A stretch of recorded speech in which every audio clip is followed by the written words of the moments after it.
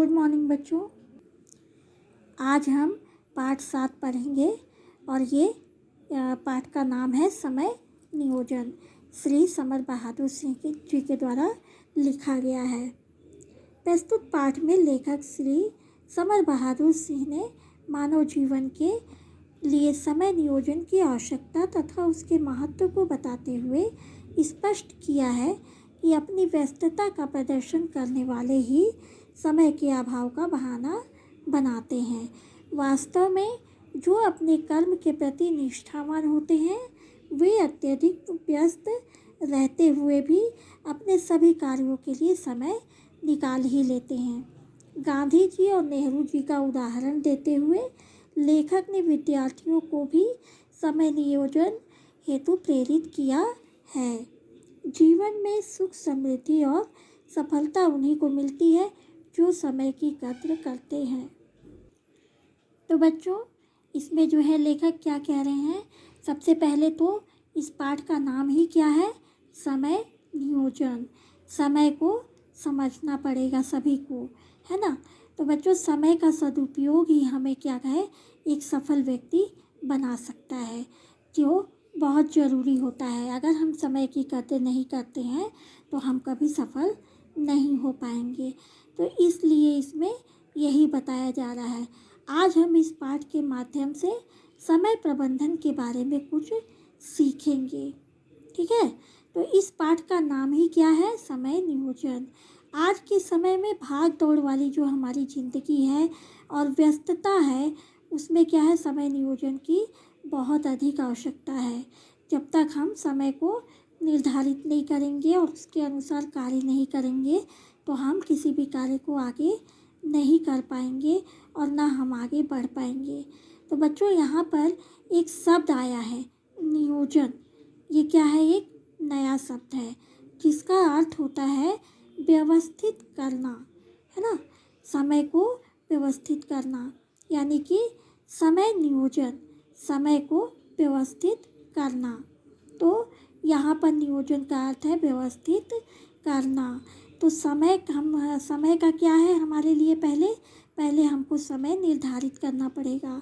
उसके लिए हमको नियम बनाने पड़ेंगे, तभी हम उस समय के अनुसार जो है कार्य कर पाएंगे। यहाँ पर लेखक भी इसी को कह रहे हैं कि समय का बहुत अधिक महत्व होता है और समय की बहुत अधिक आवश्यकता भी होती है।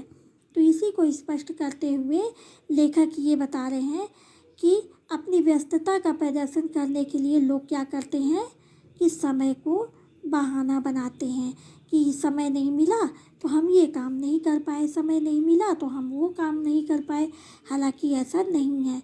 वास्तव में जो काम जो है किसी व्यक्ति को अगर करना होता है और वो एक व्यवस्थित और निष्ठावान व्यक्ति है तो वो क्या करता है कि कितना भी वो व्यस्त रहे लेकिन अपने दूसरे कार्य के लिए वो समय निकाल ही लेता है।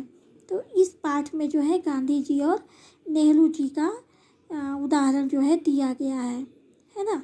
और अगर हमको सुख की प्राप्ति करनी है, अगर हमको सफलता की प्राप्ति करनी है तो उसके लिए समय का कद्र करना बहुत ज़रूरी है। अगर हम समय की कद्र नहीं करेंगे तो हम कभी आगे नहीं बढ़ पाएंगे और ना हम कभी समय पर कोई कार्य कर पाएंगे और ना ही हम सफलता हासिल कर पाएंगे। तो आज हम इस पाठ में यही पढ़ेंगे। हम अक्सर शिकायत किया करते हैं समय के अभाव की, समय न मिलने की। पत्र का उत्तर नहीं दे सका, समय अभाव के कारण। कसरत नहीं कर सकता, समय न मिलने के कारण। किंतु यदि हम सही ढंग से आत्मविश्लेषण करें तो पाएंगे कि हमारी ये शिकायतें अक्सर गलत होती हैं। हम अपने को समझ नहीं पाते और तभी ऐसी शिकायतें करते हैं।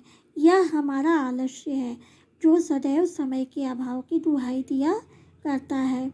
और वस्तुतः कोई भी ऐसा व्यक्ति नहीं है जो व्यस्तताओं के बीच भी उन कामों को न कर सके जिसे वह करने पर उतारू है, जिसे करना वह अनिवार्य मानता है।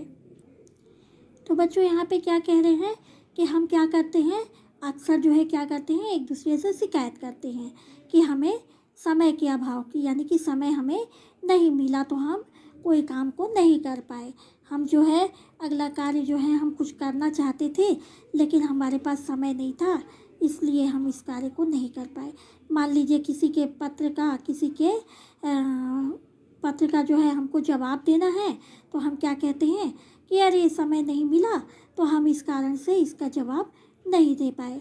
हमको योगा करना है तो हम उसके लिए समय निकालेंगे नहीं, बल्कि दूसरों को ये कह देंगे कि समय नहीं मिलने के कारण हम योगा नहीं कर पाए। तो ये क्या है, सही ढंग से अगर हम अपना विश्लेषण करें, आत्मविश्लेषण करें, अपने आप को हम अगर आके, तो हम पाएंगे कि हमारी ये शिकायतें बिल्कुल गलत हैं। क्यों? क्योंकि हम समय तो हमारे पास है, लेकिन हम उसका सही से उपयोग नहीं कर रहे हैं, हम समझ ही नहीं पाते हैं, तभी इसी प्रकार की शिकायतें जो है करते रहते हैं। क्योंकि ये हमारा आलस्य है, हम क्या है, आलसी हैं, हम खुद आलसीपना में बिजी हैं, और हम क्या करते हैं, दूसरों पर ये भार डालते हैं। हम दूसरों को शिकायत करते हैं कि हमको समय नहीं मिला। समय क्या है, समय एक बार चला जाता है तो वो वापस नहीं आता है, वो लौटता नहीं है। हम ये चाहेंगे कि ठीक है, आज हम ये काम को नहीं कर पाए, हम कल कर लेंगे, हम 1 घंटे बात कर लेंगे, हम 2 घंटे बात कर लेंगे, वो चीज़ नहीं होता है। अगर सुबह के टाइम में हम योगा करते हैं तो क्या हम उसको रात में कर सकते हैं? नहीं कर सकते हैं।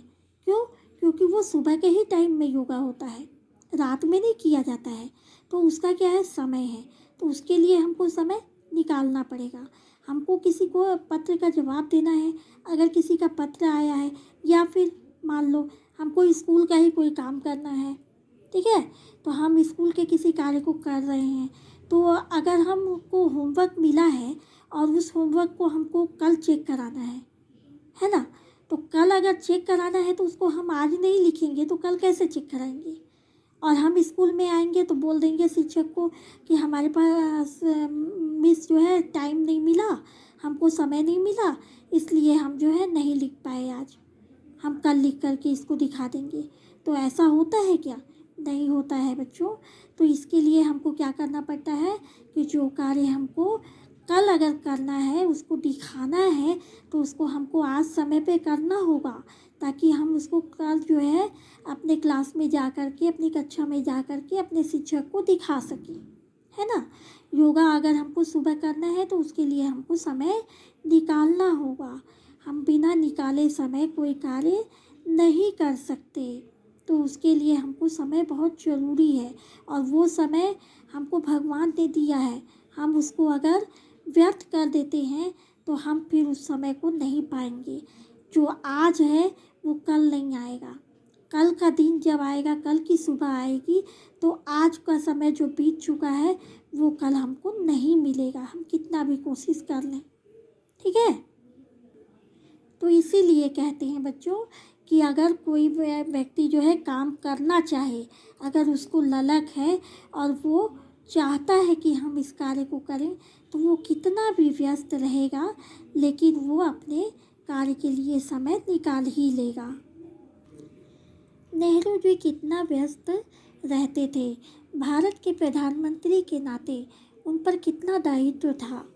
कुछ दिन पहले उनके साथ काम करने वाले एक सज्जन से बात करने का सौभाग्य मिला।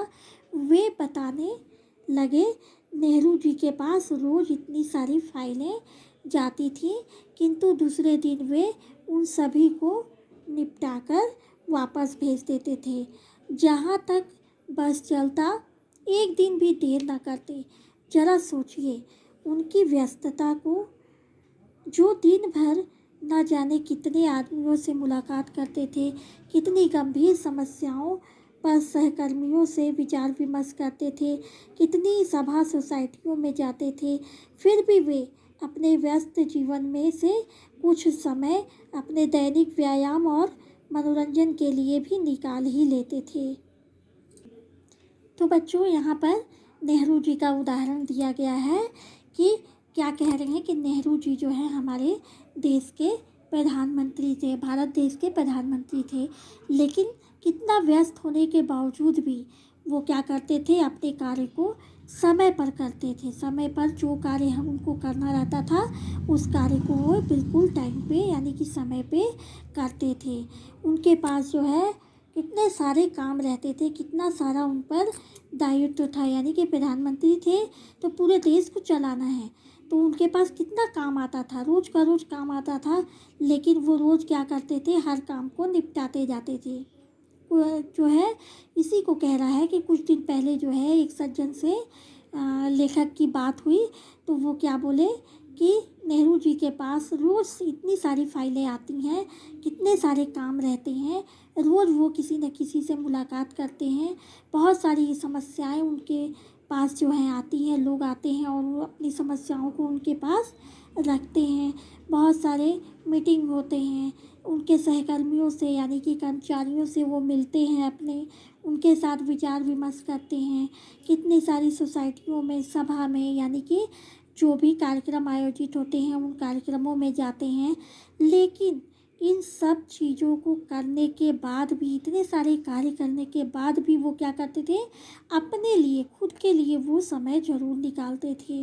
इतना व्यस्त रहने के बावजूद भी वो अपना नित्य काम जो होता था, जो उनके लिए बहुत ज़रूरी है, यानी कि रोज़ का व्यायाम करना और अपने लिए मनोरंजन के साधन जुटाना और अपने लिए मनोरंजन के लिए कोई कार्य करना, उसके लिए भी वो क्या करते थे कि समय निकाल लेते थे, है ना। यानी कि कहने का ये अर्थ है कि कितना भी व्यस्त व्यक्ति हो, अगर वो ठान लेगा तो वो अपने लिए समय निकाल ही लेगा, चाहे उसके पास कितना भी कोई भी कार्य हो। तो इसी प्रकार से नेहरू जी भी क्या करते थे, अपने लिए समय निकाल लेते थे और उस कार्य को करने का प्रयास करते थे और अपना रोज़मर्रा का जो जीवन था, रोज़मर्रा का जीवन में जो भी काम होते थे उसको समय पे वे करते थे और किसी भी कार्य को वो दूसरे दिन के लिए टालते नहीं थे। ठीक उसी प्रकार से गांधी जी भी कम व्यस्त नहीं रहते थे। दर्शनार्थियों की भीड़ तो उन्हें घेरे ही रहती और मुलाकातियों का भी तांता लगा रहता। देश विदेश के अनेक पेचीदे मामलों पर विचार विनिमय होता। अखबारों के लिए लेख लिखे जाते, किंतु फिर भी ना तो गांधी जी की प्रार्थना सभा के समय में हेर फेर होता और न उनके प्रातः भ्रमण में ही बाधा आती थी। यही नहीं, दुनिया के कोने कोने से भेजे गए पत्रों का जवाब भी वे अक्सर हाथ से ही लिख कर देते थे। तो बच्चों यहाँ पे क्या कह रहे हैं कि गांधी जी जिस प्रकार से नेहरू जी थे तो वो हमारे देश के प्रधानमंत्री थे, तो उसी प्रकार से गांधी जी भी थे। तो गांधी जी क्या है, वो भी कम व्यस्त व्यक्ति नहीं थे, बहुत सारे उनके पास भी काम रहा करते थे। उनके पास जो है उनके दर्शन के लिए, उनको देखने के लिए लोगों की भीड़ लगी रहती थी हमेशा। उनके पास मुलाकात करने वाले लोग जो हैं हमेशा अपनी लाइन लगाए रहते थे, हमेशा उनके पास रहते थे लोग, भीड़ लगी रहती थी कि उनको एक झलक देखने के लिए लोग तरसते थे, है ना। और इसी प्रकार से वो अखबारों के लिए जो है, यानी कि पेपर जो होता है ना, जो हमारे यहाँ पत्रिका छपती है, अखबार आता है जिसको हम पढ़ते हैं, उसमें जो है गांधी जी लेख लिखा करते थे, लेख दिया करते थे लिख करके, इसी प्रकार से। लेकिन फिर भी इतने सब काम करने के बाद, और हम लोग जानते हैं, हम लोग गांधी जी के बारे में बहुत पढ़े हैं, तो हम लोग जानते हैं कि गांधी जी जो है चरखा चलाया करते थे, है ना, सूत काटते थे वो। तो इस प्रकार से वो इतने सारे काम करते थे, लेकिन फिर भी उनके यहाँ एक प्रार्थना सभा होती थी जिसमें वो कभी भी देर से नहीं पहुँचते थे। अपने प्रार्थना सभा में वो समय पर ही जाते थे और समय पर ही प्रार्थना सभा को संचालित किया जाता था, यानी कि प्रार्थना जो होती थी वो अपने निर्धारित समय पर ही होती थी, आगे पीछे उसका समय नहीं बदलता था। और इसी प्रकार से सुबह का जो उनका घूमने का जो नियम था, यानी कि टहलने का जो नियम था, उसमें भी किसी प्रकार की कोई बाधा नहीं आती थी, है ना। और यही नहीं, दुनिया के जो है कोने कोने से, यानी कि हर जगह से, देश विदेश से जो है उनके पास हमेशा जो है पत्र आते थे और उस पत्र को वो पढ़ा करते थे और बाकायदा उसका जवाब भी वो क्या करते थे, हाथ से लिख करके देते थे। आप लोग सुने होंगे, देखे भी होंगे। अब तो कोई नहीं लिखता है लेटर, लेकिन पहले क्या था, लोग पत्र लिखा करते थे, एक दूसरे को चिट्ठी दिया करते थे, है ना। तो वो चिट्ठी को क्या करते थे कि चिट्ठी को जो है वो पढ़ते थे, जिनकी चिट्ठियाँ आती थी उनके पास उसको पढ़ते थे और पढ़ने के बाद उसका जो है जवाब देते थे, पूरा उसका जवाब लिख करके और उन लोगों को भेजा करते थे। लेकिन इतना सब कुछ करने के बाद भी वो ये जवाब देते थे। आखिर वो समय नियोजन किए थे तभी ना, आखिर वो समय को व्यवस्थित किए थे, अपने समय पे समय को कार्य को करते थे। इसलिए वो क्या करते थे कि सब कार्य को निर्धारित रूप से बहुत सही तरीके से जो है कर लिया करते थे। तो इसी प्रकार से जो है हमें भी क्या करना चाहिए, समय को समझना चाहिए और उसी समय के अनुसार हमको कार्य करना चाहिए। ठीक है बच्चों, आगे का क्लास जो है हम अगले क्लास में कक्षा में जो है इसका आगे का पाठ हम पढ़ेंगे।